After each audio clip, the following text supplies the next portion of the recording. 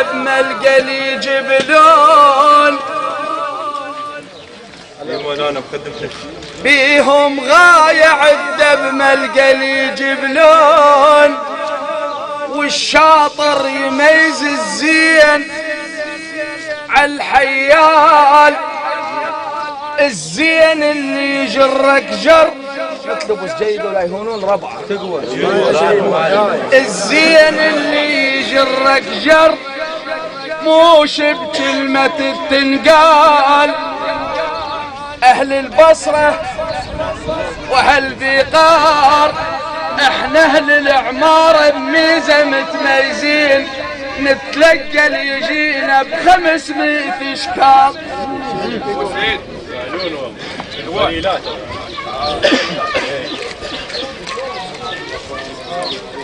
بهم غايع الدب ملقى لي جبلون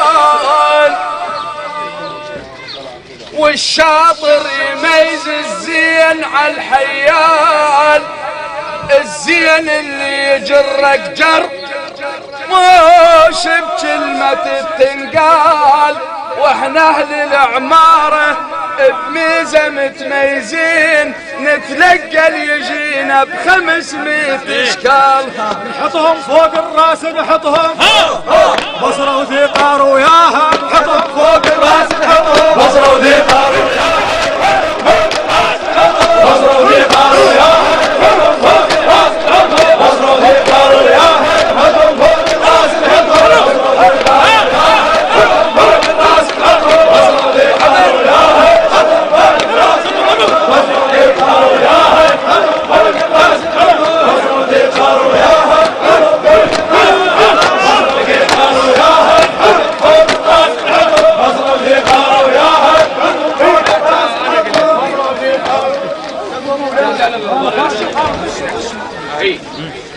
لاقع على ذوله شنه تريد تقول لاقع على ذوله وكل واحد من ذول يلعت حموله والمحنة موش قوة والعزيز نعرفه من حكايته ويا علي عشيرش عليك الغانمات مقدرات وكلها تشهد ثايته وبيك حالة ما تكثر في الكلام وبيك حالة ما تكثر في الكلام ولا تحبه ولا هويته وشالته ما يطرس عيني ما يطرس عيني ما يفزع الملح ما يطرس عيني ما يطرس عيني ما يطرس عيني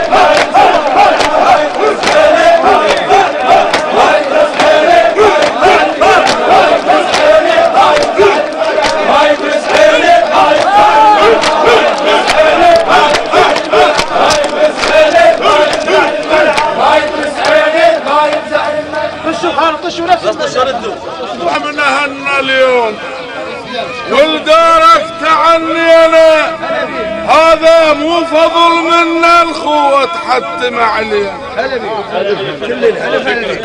يا ابو الغيرة وشهامة وزود طيبك دوم مرضينا طيبك مرضيناش هد يركان الملعب طيبك مرضيناش هد يركان الملعب طيبك مرضيناش هد يركان الملعب طيبك مرضيناش هد يركان الملعب طيبك مرضيناش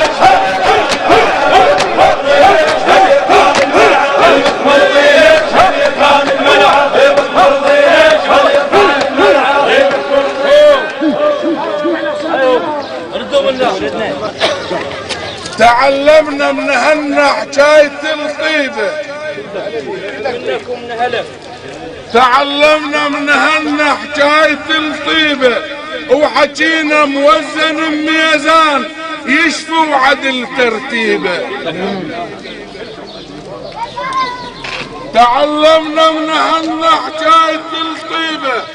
وحكينا موزن بميزان يشفوا عدل ترتيبه وما نحكي حكي مطشر نخاف تلوحنا الغيبة وصونا عليه سولف الطيبات نسولف وصونا عليه